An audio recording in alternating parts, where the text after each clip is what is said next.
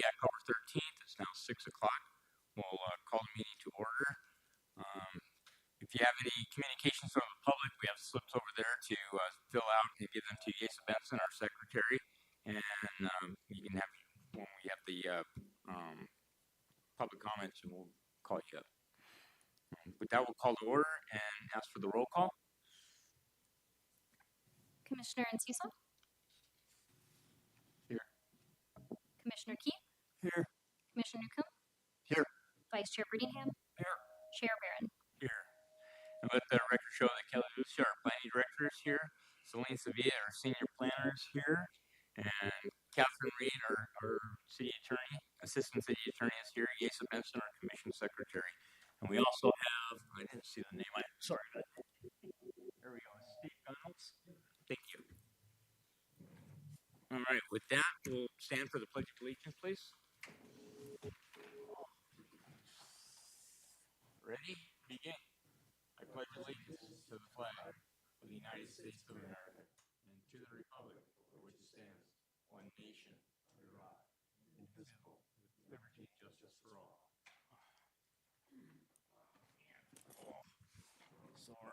Okay.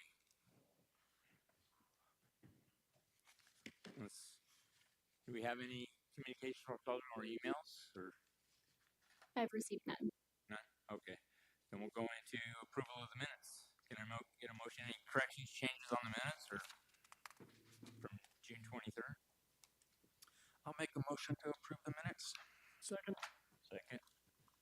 Mike and John, thank you. All in favor? Aye. Okay, business item. Number 2, 2024 General Plan Annual Progress Report, 2024 Housing Element Progress Report. All right. Good evening, Chair, members of the Commission, members of the public that are here with us tonight. Thank you for being here. So this item is the General Plan Annual Progress Report and Housing Element Report. This is for calendar year 2024. Members of the Commission and public may be familiar with this item. This is brought forward as a receive and file annually, and it is required by state law that we do so.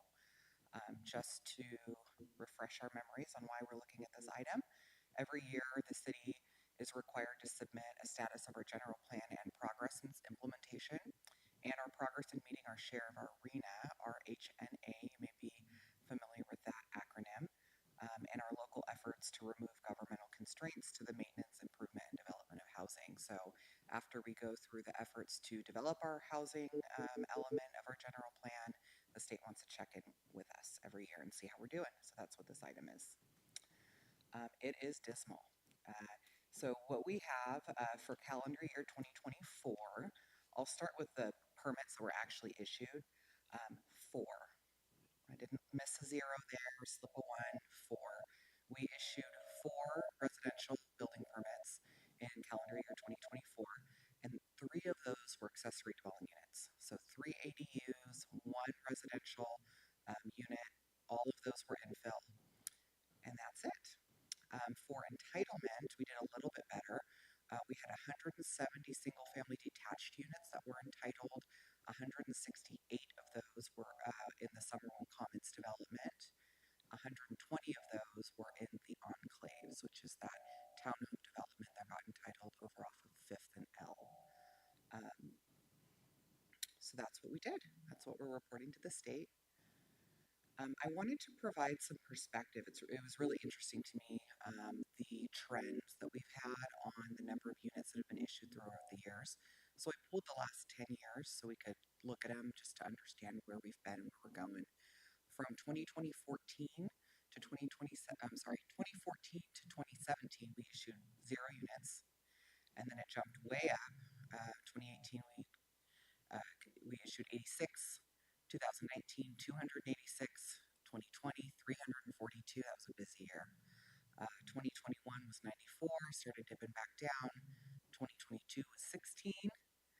Last year, 2023, interestingly enough, our last reporting year, we did all ADUs. So we issued 12 ADU units, no single family. And in 2024, as we just went over, it was a total of 4. So you can see where it was flatlined, it went way up, and it's going way back down. And the trend, if you're familiar with development in Calamasa, you're looking at the permits for JP Ranch, Summerlin Ranch, and Singleton Heights. So those three tracks comprised somewhere around 800 units. They're now built out, or at least phase one of Summerlin is built out. We're waiting on phase two. Our last planning commission meeting, this commission approved the rephasing plan for Summerlin. And so we may see these numbers pick up in coming years. But again, just wanted to provide the commission some perspective for what our building permit activity is doing over the last decade. Okay, this is a receive and file. You don't need to necessarily do anything with this information. It's just for you to know. It was submitted to HCD and to the Governor's Office of Planning and Research (OPR) earlier in the year, and this will go to City Council at our November 17th meeting as well. And for this item, available for questions should you have any.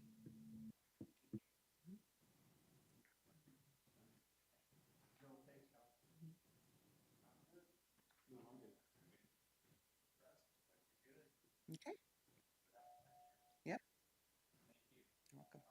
Okay, with that, I'm going to go ahead and make the motion to receive file, right?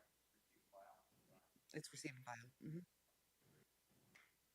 right, go right into our public hearing.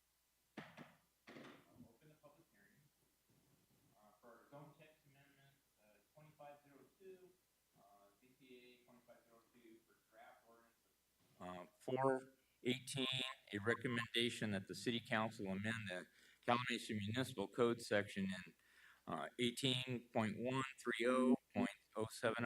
to add in lieu of fees as alternative to means to compliance to satisfy the city's inclusionary housing ordinance and establish an in lieu of fee. Staff? Yes, thank you, Chairman. It's quite a mouthful. Okay, so this item is, as you stated, is a zone text amendment and draft ordinance for an inclusionary housing in lieu fee. Okay, so as a little bit of background, the inclusionary housing ordinance itself is not new. It was adopted May 2nd of 2011 by ordinance number 304, and that's what established our current inclusionary housing section in our municipal code, 18.130. So you may wonder, why do we have this ordinance on the books at all? And it was enacted as a condition of HCD's approval of our fourth cycle. You may recall working on the approval and adoption of our sixth cycle housing element. So fourth cycle was from 2006 to 2014. So it was a condition of the fourth cycle housing element, wherein the city stated that it would adopt an inclusionary housing ordinance to meet a small percentage of the housing needs for low to moderate income households. So we told the state, fourth cycle, we're going to do this, and so staff at that time brought forward the ordinance to make sure that we complied with the policies and goals stated in that housing element. Interestingly enough, when I was digging through the documents, turns out we adopted the ordinance in May of 2011, and by May of 2012, we suspended the ordinance. It looks like there was some concern that by enforcing an inclusionary housing ordinance, we would actually be harming development of all housing. And so the council took an action at that time to suspend the inclusionary housing ordinance from May of 2012 until January of 2017. So they did a pretty robust 5-year suspension of the ordinance due to a, quote, distressed real estate market. Okay, so as of January 1st, 2017, the ordinance was back in effect, and here's a little overview of what it requires. So the inclusionary housing ordinance requires at least 5% of the total lots or units in a residential development be offered for sale as inclusionary units restricted for owner occupancy by low-income households. So what does that mean? If there is a development project that is proposed and there are 20 units, 5% of those have to be inclusionary. So smaller projects, 19 or less, don't have the requirement. Projects that are rental product also don't have the requirement. So if there's townhomes for rent or apartments for rent or something like that, they also don't trigger the requirement. It's just for sale units, 20 units or more, 5% of those have to be affordable. When we look at the definition of, you might wonder, well, what is a low-income household? Low income might mean people. This I found very interesting. So our municipal code defines lower income as one that earns 80% of the area median income, or AMI. And according to HCD, the 2025 median income household of four in Riverside County is $103,900. So that means a lower income household in 2025 for four people is defined as one that earns about $83,000 a year for a family of four. So that may be different than what some folks expect is, the typical picture of what a low income family looks like. But in 2025, cost of living, housing, all of those things, food, groceries, etc., that definition brings us all the way to $83,000 as considered a low income family. Again, if you've got a family of four. So that's just to put some perspective for who would be occupying such units. Applicability, we talked about this for the 20 or more units. And one note here, if you wonder about our larger projects in the city, they are subject to our inclusionary housing ordinance. So Mesa Verde and Summerwind, they each have development agreements that govern the inclusionary housing requirements of those specific plans. Okay, so you're a developer, you bring forward a project that has this obligation, how do you comply? There are currently 3 ways in which the applicant can comply with the ordinance, and the default method of compliance is going to be construct the units within the project boundary. So somewhere on site, construct 5 units that meet this requirement. State law does require that we provide at least 1 alternative means of compliance. We were so nice, we offered 2. So there's 2 other ways that you can comply. That would be construction offsite, so not within your project boundary, but somewhere else in the city, build those units. And then the third means of compliance is dedication of land elsewhere in the city. It can't just be any, kind of dinky plot of land. It has to have the value of that land would need to be roughly equivalent to the cost to construct the number of units on site. So there would have to be some sort of substantiation that, hey, we're going to dedicate this land to you, but it's valuable enough where it makes sense to be, roughly equivalent to that cost. So those are those 3 methods. And just to recap, construction on site, construction off site, or dedication of land. Those are the 3 methods of compliance that are currently in place. Let me back up a little bit. So through our many discussions with the development community, there's been frequent requests to implement an inclusionary housing in lieu fee. Currently, these 3 methods of compliance require the development community to do something. They have to build it. They have to deal with deeds, deed restrictions. They have to deal with the construction schedule. They have to acquire land and do this analysis of whether or not the land is roughly equivalent, and there's just more to it. An in lieu fee allows the development community to pay a fee, satisfy their obligation, and for lack of a better term, be done with it. They've satisfied the obligation, paid the fee, and that's what they'd like to do. And so we went back and forth as staff for over actually a number of years on whether or not we were going to bring this forward, and eventually did decide that we wanted to propose this to the Planning Commission, the City Council, as a 4th method of compliance within our inclusionary housing ordinance. And so let's talk about what changes would go into the code if this comes into effect. So the first addition to the Calumet Municipal Code would be just this addition that an in lieu fee is allowable. I highlighted this by right portion of the language because the development community might wonder, well, do I have to enter into a development agreement? Do I have to pay a certain fee? Is there some lobbying I need to do to be allowed to avail myself to this fee? The answer to that is no.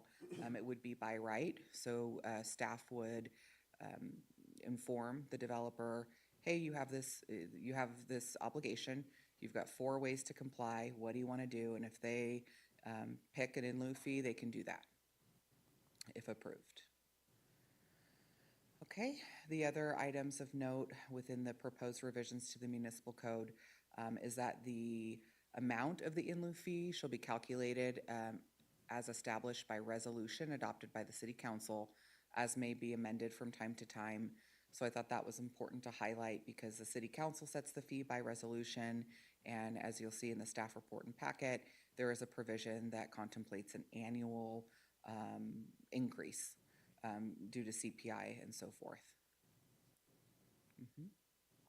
The other item of note here is that the in lieu fee shall be paid concurrently with the payment for a building permit for a market rate dwelling unit. So that means I'm coming in, I want to build, I don't know, our builders sometimes do their phases. Maybe they're going to pool 8 to 10 homes to construct at a time in our tracks. And so they would be paying the in lieu fee concurrent with the permit that they are pulling for that market rate. They would need to pay that in lieu fee at that same time, as opposed to grading permit or occupancy. There are different timing hooks that we see in the development kind of world, and so this would be a building permit timing hook. And again, we went over this, but this would be that affordable housing would be restricted to units, households earning 80% of the AMI or less. So that doesn't mean it has to be at AMI, at the 80% AMI. It would have to be 80% AMI or less. So there are different kind of stratified income levels, but that would be the top end would be 80%. And that's how the current municipal code reads as well.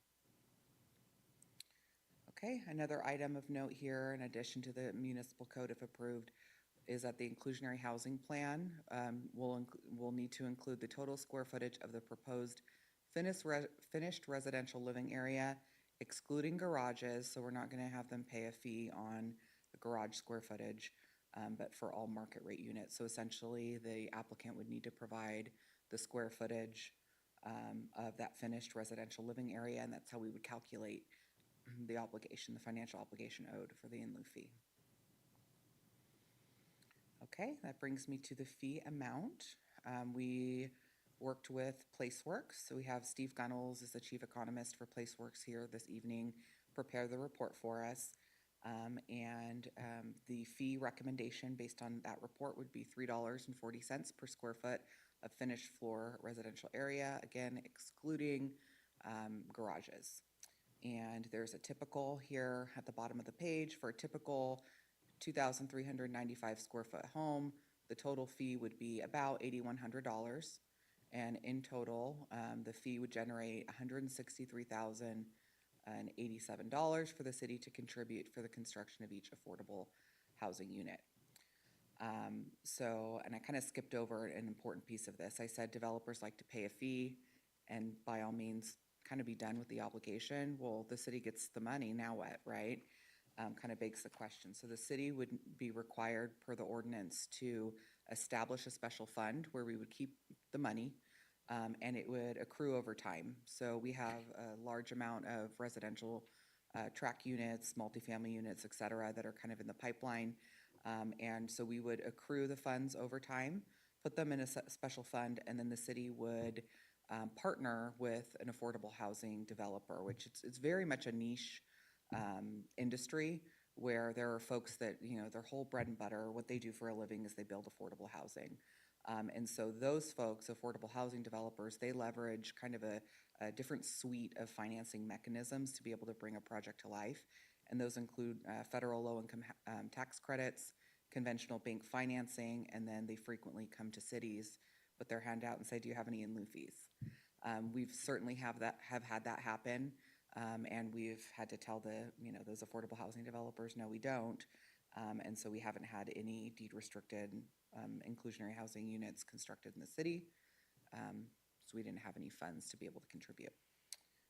So that is what the fee amount is proposed to be, and again, with an annual CPI adjustment. We have a recommendation here. So what's being recommended is that the Planning Commission do two things with this resolution. You would, one, recommend that the City Council approve the zone text amendment adopting the ordinance, adding the in lieu fee payment as an alternative means of compliance to the ordinance. And two, there's a draft City Council resolution in the packet actually establishing what that inclusionary housing in lieu fee would be. And next steps.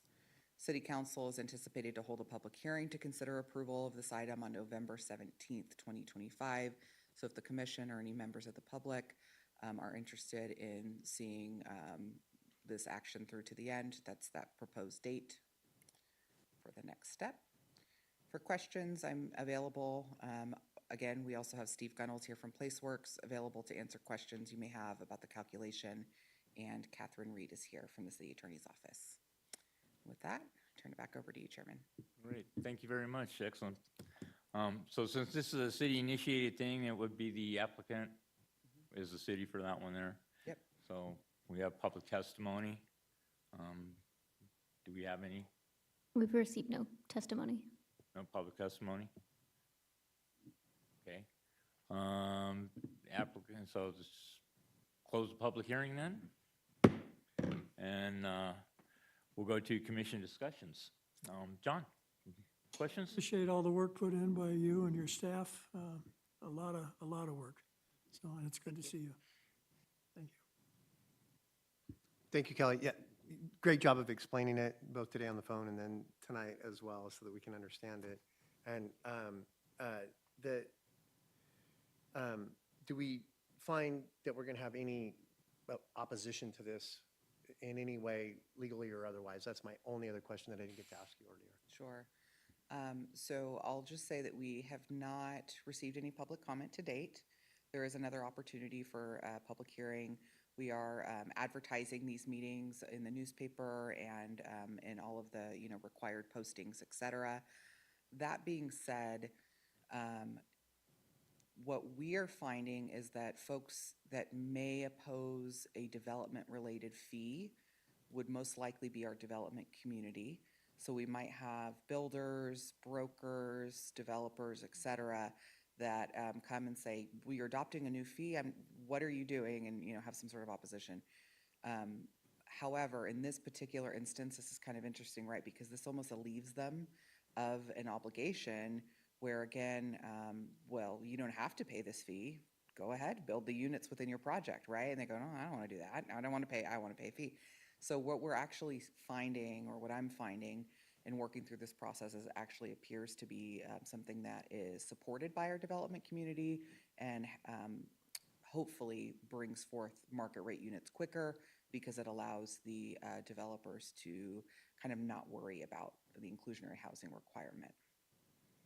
Did I get that right? Development community? We do have some members of our development community here. Thank you, Kelly. There Sure. you go. Sure. Rich, please. Chair, I'd ask that you reopen the public hearing. Okay. Reopen the public hearing.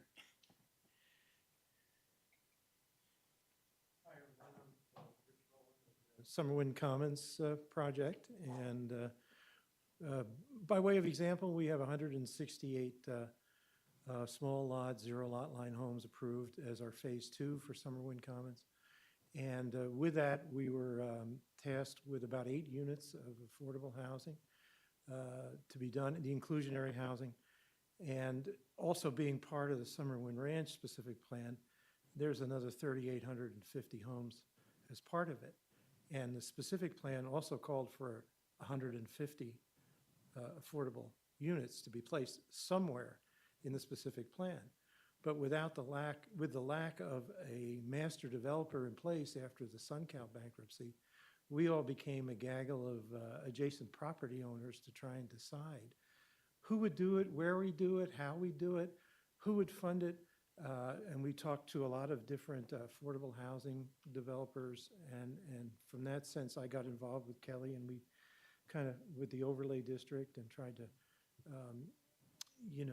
figure out where we could all find a home for our requirements and how, because as a developer, basically a land developer sells to a builder. Once your map is approved, and the affordable, as they mentioned, is a whole different type of capital stack to create. It's different sources of financing.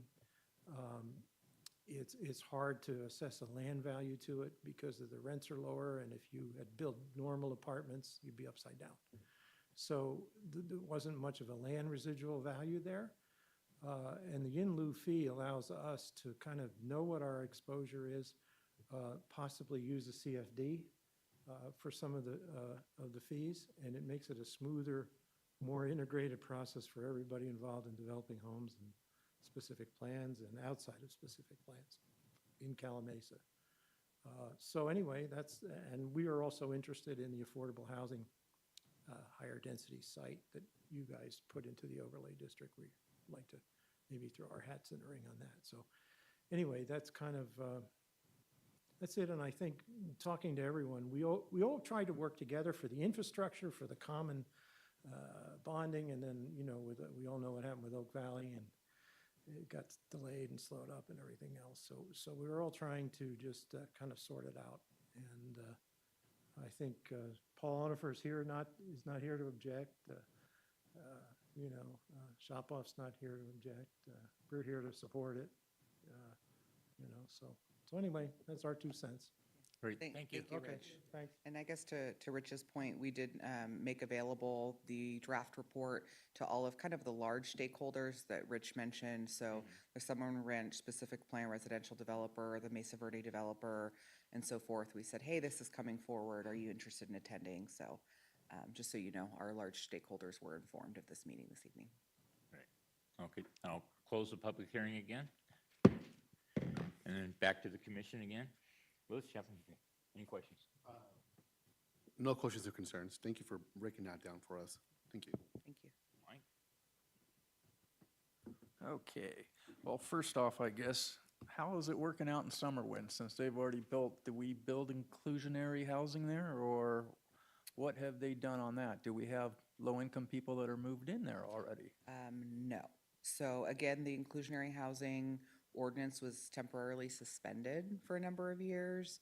And so that, for whatever reason, when those maps, well, let me back up. The maps were originally approved before the ordinance came into effect. And then when the entitlements were coming through, I think the staff at that time didn't place the requirement on the first phase of Summerwin, with the understanding that the future phases would meet the obligation. And so the intention is that phases 2 through 5, Rich's portion of the specific plan, which is commons, that they'll comply, but the current 633 lots, there was no inclusionary housing obligation met. So basically grandfathered in, they came in before it. Sure. Legal non-conforming. Okay, because one of the things I also started thinking, because it comes down to developers, is going to be the cost per unit. So I got a couple, was there ever a thinking of just asking the developers to sell for cost for their exclusionary units? Because I know we can change the insides, but there's very little in this day of age for the construction on the inside. I mean, besides appliances that you're gonna do that, you can really make that much of a difference in the money from a regular market home for what they can cut down on the low income. So I'm just curious, was that ever an option or ever looked at instead of, because I know the other thing is you can't take something from somebody without proper compensation. And I haven't seen anything on the law books yet that we've had a legal precedent on this. So to head off that, I was just curious, would perhaps, if a developer just sold these units at cost, at least that would get us down to a better rate than what they're gonna jump them up, or was that ever an option, or was that ever looked at? So that was never posed as a option by anyone in the development community. I think we were looking at what the ordinance prescribed as the means of compliance. In terms of whether or not there's any precedent, there are some jurisdictions in the area that have an inclusionary housing fee already adopted, and a few of note are Redlands, Highland, and Fontana. So I think it is a legally defensible means of compliance. Yes, under the housing law, it provides that there can be alternative means for inclusionary housing. And as Kelly described, there are already 3 alternatives in place, and this is just an additional alternative that developers can choose instead of, you know, on-site development, off-site development, or dedication of land. The NLEO fee has actually been up for discussion by the state legislature in recent years, requiring transparency on websites. So they're very much aware of this alternative that local jurisdictions are putting in place in their municipal codes. So it is a legally defensible alternative for the city to take. Well, it's been done, but it has not gone through courts yet, or nobody has brought it into attention of a court? I mean, that's my understanding right now, and that's not atypical. There are plenty, ADU laws, for example, there are plenty of laws that have just been enacted where there's no case precedent on it. So it's not unusual. We do that a lot. Yeah, it's not unusual to not have any case precedent on a specific area of housing law. Okay, because my main concern, like I said, goes with taking something without proper compensation that they have to, whereas we have TUMP fees, they're actually paying for streets, sidewalks, whatever else. They're the fees that we are attaching to building permits, because I built and I went through all the dang fees. So I'm just saying, seeing this actually as a fee, I understand it, the purpose of it and all, but as far as the builder and developer, honestly, he's not getting anything, so we are taking from him on this. And I understand that the state looks at it as, well, you've got all these other houses to make your money. However, my understanding with law and everything else through my real estate experience, that doesn't cut the mustard, because this is actual, every single home is one of his properties. And if we are dictating that he has to do that and he's gonna take a loss, I did see where we have something where they can appeal or whatever, and we could amend it. But that's my biggest concern, because like the price points on here, you're not gonna find a $400,000 new built house. So our price points, as always, like I always point out every time we have these, we're not even in the ballpark here unless we have a real estate going down, and that's not happening, I'm sorry, in my opinion. So that's one of my biggest concerns. I don't wanna be the test case city where we're gonna get somebody who's gonna say, I'm sorry, I'm not gonna give you my stuff. You wanna buy it from me or whatever, or I'll sell it to you at cost, but you wanna go ahead and do this. And I understand it. I think that's why this study is so essential to how the fee is established. And it's a very comprehensive study for developers to understand how this cost was analyzed and how did the city come to this number. It's justification, I understand that. It's Right. just, you're still taking without, so. Well, not to. Agree to disagree on that. No, it's fine, it's fine. Just going back to housing law allows for this alternative. And if we go back to that, plus the study that we have, we do have a defensible argument. Well, I understand on that. So then we'll have to change the fees yearly, right? I saw that CPI, so that would be the first of the year or whatever, and then that will just have to stick for the year.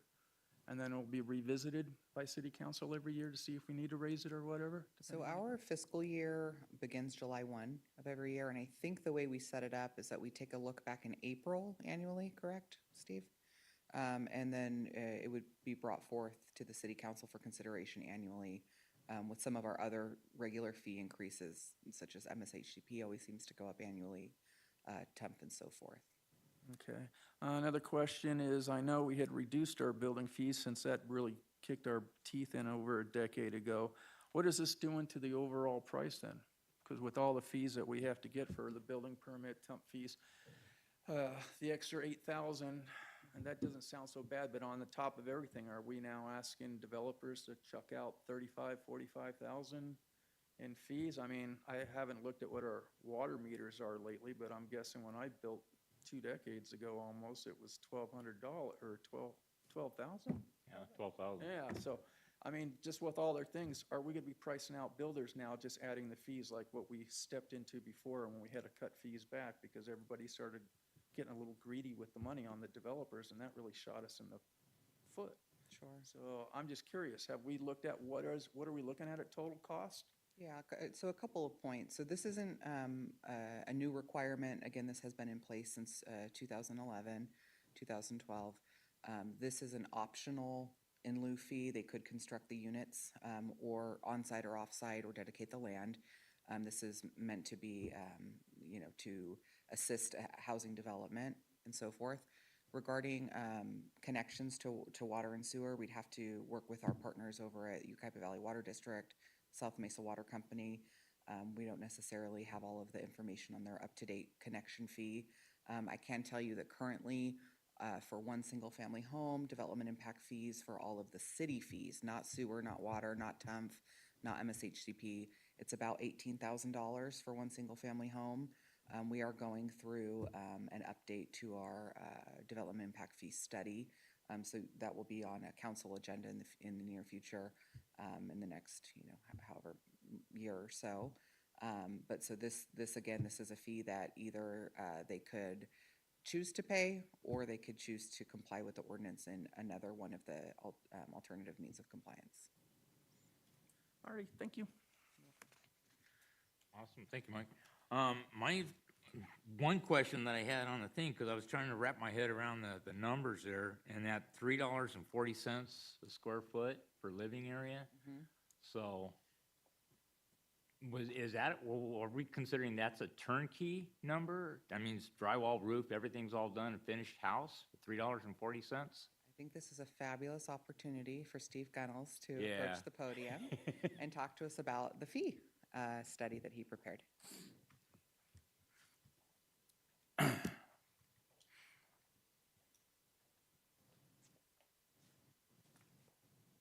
Oh, somebody turned it on for me.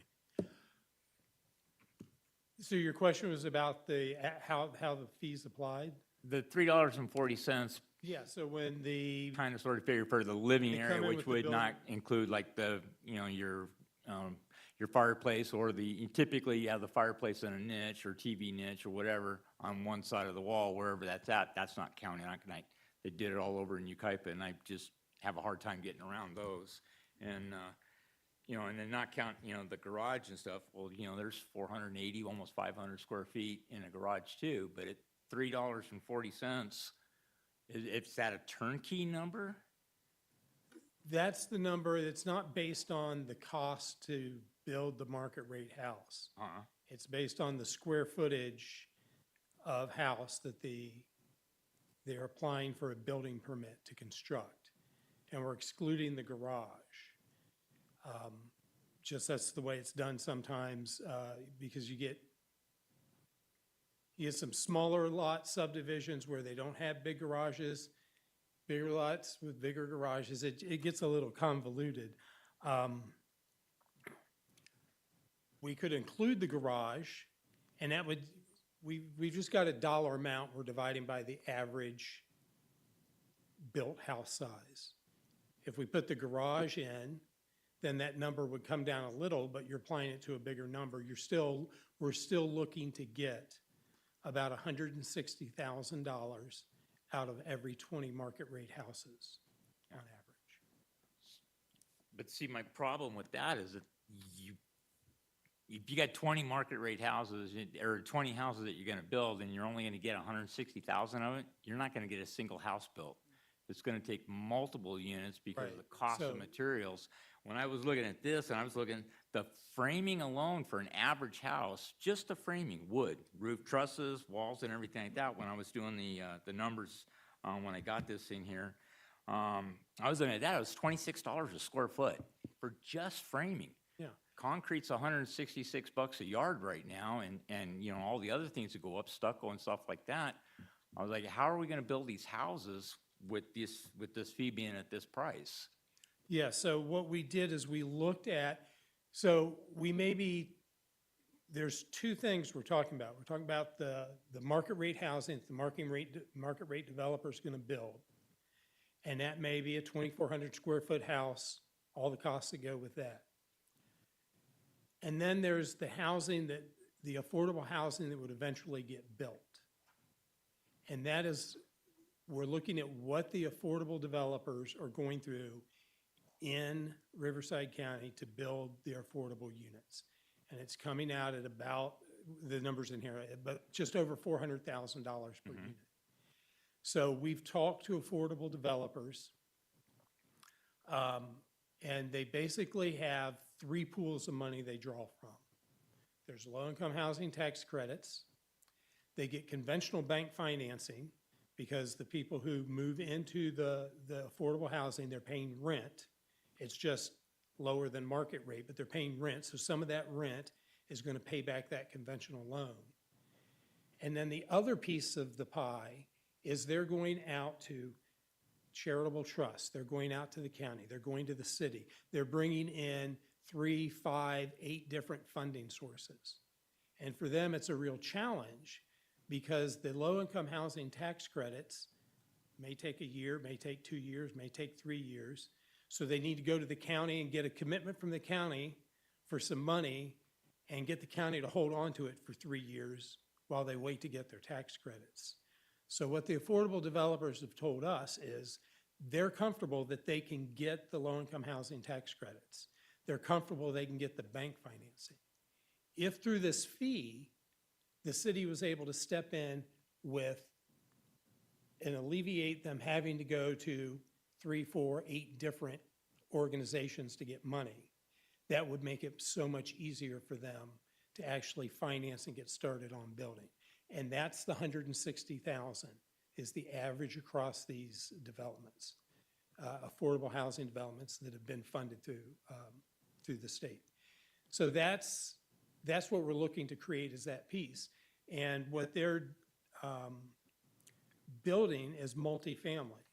So while the market rate developer may be building single-family house, 2,400 square feet, the affordable developer is building a multifamily unit, maybe 1,000 square feet, maybe 900, 1,100, whatever it may be, and they are coming in at about 400,000 per unit to do that. So and so for the market rate developer, if you looked at what they could sell that house for, to what the price an income qualified household could pay, it may be $150,000 to $200,000. They're writing off all the rest of that. And then when market rate developers do this, they're usually also stepping in to provide down payment assistance to get the household qualified. So for them, this is beneficial because they're not losing that huge value on that unit. It's $8,000 per market rate unit. It's $160,000 for an affordable unit rather than writing off $400,000 on the cost of doing a single family home themselves. So if I can say that just in a slightly different way for the chairman. So the $163,000 that we're talking about financing for this supposed project of 20, the 163 is not anticipated to cover the entire cost of a unit. Right. I think that what Steve is saying is that it is a piece of the pie where an affordable housing developer would need to bring in a lot of different funding sources, and there's what they call a gap. So this would finance the gap in what they're able to leverage through conventional bank loans and through low-income tax credits. And then there's this delta, right, where they're like, well, shoot, we're short. And so this amount is meant to cover that shortage, not the entire cost of the unit. Yeah, as you said, with for example, with Fontana, I built a lot of houses in Fontana, and we had the second crew that we went down and we're building apartments in Fontana to satisfy our low-income housing in lieu of fees, or things like that. Not in lieu of fees, but for building, because we actually built them.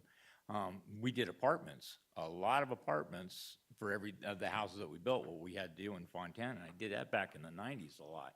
But in lieu of fees have been nothing new. In my 50 years of doing construction, I mean, they've always been around. So I just never knew the exact mechanisms. I just know what the costs were, but that was always handled by office. So that's why I was kind of curious as to the numbers. But since you explained it, I get it now with all the different funding sources. So thank you. I appreciate that. With that, I don't have anything else with that. So I guess we can go to a motion or.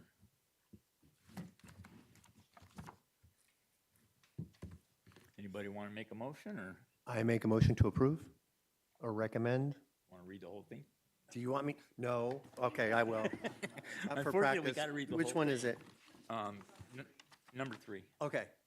Oh, there you go. Planning Commission adopt PC Resolution 2025-08, recommending that the City Council, number 1, approve zone text amendment 25-02 and adopt ordinance number 418, adding in lieu fee payment as an alternative means of compliance to satisfy the city's inclusionary housing ordinance, and number 2, adopt a resolution establish an inclusionary housing in lieu fee. I'll second. All in favor? Aye. Aye. Aye. Fantastic. There we go. That should make things easier. Next time, I'm just going to second it. Okay. So that- There you Live and go. learn. And live and learn. There you go. Okay, commissioner comments and reports. John? Just good to have a meeting after a little time off. A vacay? Thank you. Mike? No, thanks for the work, planning director and all of their staff. Appreciate it. Louis? No, just thank you to the staff. How's it going? Mike? Yeah, great to be back. Hopefully we can do this more often. Yeah. So, but yeah, Thank that's you. all I got. Thanks as always. Yep, once again, good job, staff. Thank you very, very much. We appreciate it, and it is nice to be back. With that, we'll go to planning director's comments.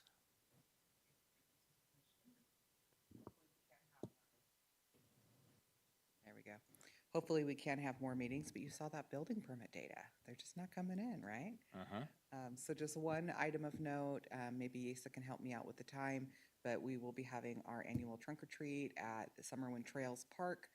Is it 5 p.m. on Friday, October 31st? So I hope you can all make it out to that event. That's all I have. Thank you. Thank you. Okay, with that, we'll go ahead and adjourn the meeting to the planning commission meeting on Monday, November 10th, 2025 at 6 o'clock in this room.